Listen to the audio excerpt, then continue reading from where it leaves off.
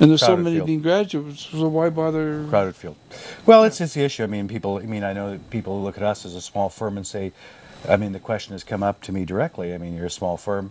You know, why can't my guy at big bank or big broker Sure. do my account, and you guys can't?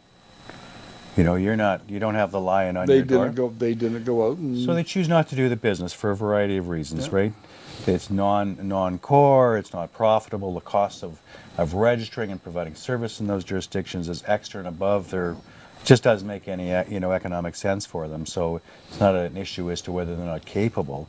They choose not to do it for. Well, TD Waterhouse is a good example. They set a real thing up and had a whole bunch of people go out and take a bunch of training and get themselves licensed, and then Waterhouse cut it out. Didn't Well, do when it. I was Ameritrade, bought Waterhouse in the U.S. is probably what you're talking about, right?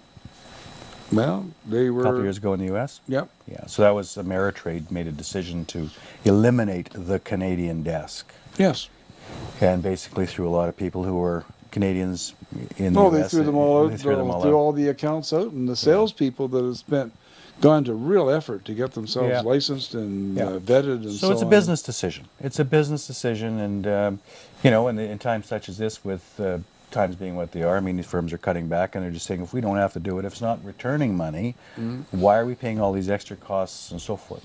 So what you get is you get a firm such as myself, which decided to specialize in this area, and so we pay up the money and we concentrate and develop an expertise and a following, And you work on that and we kind of work business. on this kind of business. So again, just because you know somebody at, this is my statement, you know somebody at Canaccord Capital who somehow or other, or you know somebody at Blackmont. Now, Darrell Thompson at Blackmont does work on it, and there are other people that can, but don't, but can. Yeah. And why would you deal with somebody that you're the only client that they've got that's in this cross? You're going to train them to learn how to do it. Well, that's right. You have to have a critical mass of the business to make it worthwhile, or you know, what's the point? Right? Well, see if the guy, if he does it, he might keep that $500,000 client. But typically, it's a firm decision, David. It's Yeah. not. It's not the individual broker as an individual IA at various places. But what I'm saying is that my understanding is Canaccord has got that ability, and Blackmont I know has that ability. Right. And But I think again, we may be. they're not working on it. So if they're not Yeah. working on it, it's not. Well, the other thing I think may be of some importance, as I said earlier, it's one thing to be registered, I guess different levels of licensing and accreditation. It's one thing to be a Canadian registered advisor in the United States in terms of dealing with, you know, so you're a Canadian IA or whatever, and you know, your firm is registered in California, so you can manage RSPs or RIFs for clients in California. Well, Canaccord does Arizona, if I remember. Right, okay, Arizona. I'm not sure if they do. But they California. can't set up an IRA for you. Yeah. So they only do one side of the business. They only do Canadian business in the United States, and that's what they're licensed to do. Our registration, on the other hand, is we're fully registered U.S. dealers Yeah. and fully registered Canadian investment. I guess one way to put it is they give maybe half of the solution. You know, we give the total solution. And I don't know that many other people that, for example, and if we can speak about Americans in Canada, is the other way. I mean, I'm not sure these fellows can deal with Americans in Canada with their IRAs and. Well, US they can't, so far as I know. Right. So this is something that we try to have developed put together a very good business model for Americans in Canada. And then we have a good custody network for American IRAs, healthcare savings accounts. And in fact, you can have an investment account if you decide you're American and you are resident in Canada, but you, for whatever reason, want to hold your account in U.S. dollars in the United States and do not want it domiciled in Canada, for whatever reason. You can do it. We can give you the choice. We can say, do you want to have your account held in the United States? Proper, period. Yes or no? Or do you want to have your U.S. dollar or Canadian dollar account domiciled in Canada? Yes or no? So we give a variety of choices in terms of offerings and how the accounts to be custodialized. And there's no straight answer. Well, there is for the American. If the American has his account domiciled in the States, Right. and he has capital gains, Right. Canada only gives him credit for half of the capital gains Right. tax on his American account. It should not. The American should never have his account domiciled in the States. Right. If you got someone who wants to do it, tell them to phone me. Yeah. I mean, it's just, you don't do that. It's their But they might want to do it, but they shouldn't do it if they Right. want to be tax efficient. right. If they've only got interest or something, that's Yeah. fine. So it's other interests or whatever, but I mean it's possible to do. I mean, my statement is the only person that should put a mutual fund or a stock into an RRSP is somebody that knows the stock's going to go down. So why would you buy it if you know it's going to There go you go. down? How much longer we got, Richard? We're about 10 minutes over. Are we 10 minutes over already? Well, I thought we'd let it run for a bit because we don't have anything for the last hour. Well, that's true. We don't. We're good. Yeah, we don't. Anyway, we're having fun, and trying to get this stuff across to people is just it takes forever.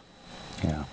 It's a weird and wonderful thing, and I just will put on the thing. I thought when we were going to sit down and do this, I am absolutely flabbergasted. But when we first started doing this, when I first approached you about whether you wanted to be on run this with me, if I remember right, it was last September, It was last fall, that's right. and the market had not collapsed like it did. It was just starting to. It was just starting to.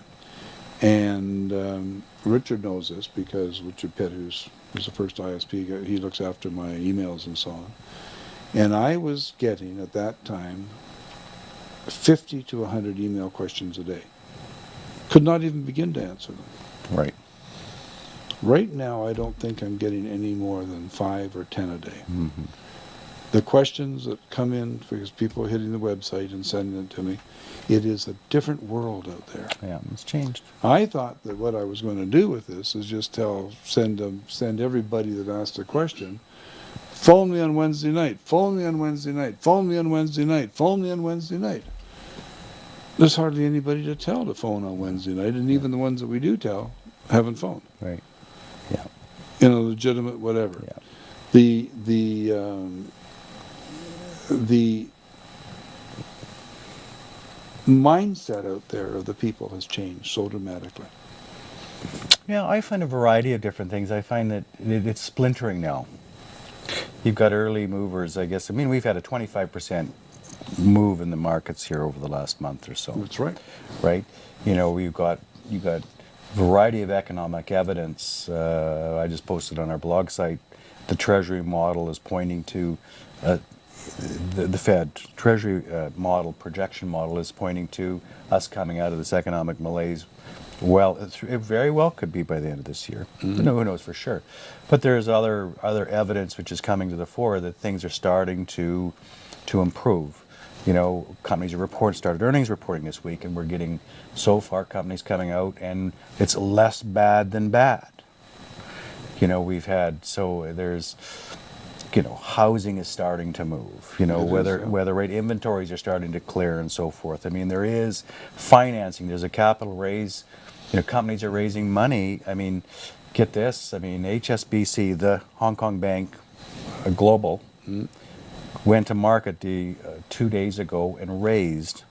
Get a load of this number, David. $18 billion in common equity. 18 billion in common equity to beef up their balance sheet. Goldman Sachs and JP Morgan were the lead on it in terms of the deal makers. The commission that they made, a good example. Are brokers and bankers going to make any more money ever again? The commissions for doing this deal there was I think 7 or 8 in the group, the dealer group, was £400 million. $800 million, give or take. That's a fee. Now that's a real fee. Yeah.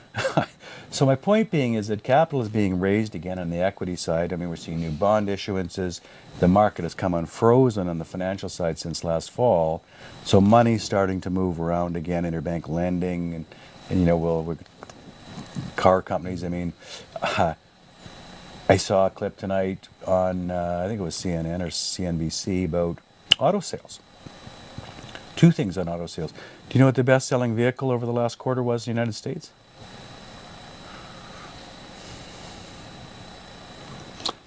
I don't. An F-150 pickup truck? Yeah. Yep. It's got to be. You know what the worst ones were? These energy efficient The cars. Priuses. Well, Priuses don't make any sense. Well, no. You understand? Priuses don't make any sense. If you want to get gas mileage, buy a Toyota Yarrow instead of a Prius. Even more interesting, today's number, and it was 3 months running in a row now, the China has overtaken the U.S. in terms of auto sales. And this isn't a 1 month fluke. It's the third month in Yeah. a row that there'll be more automobiles sold in China. So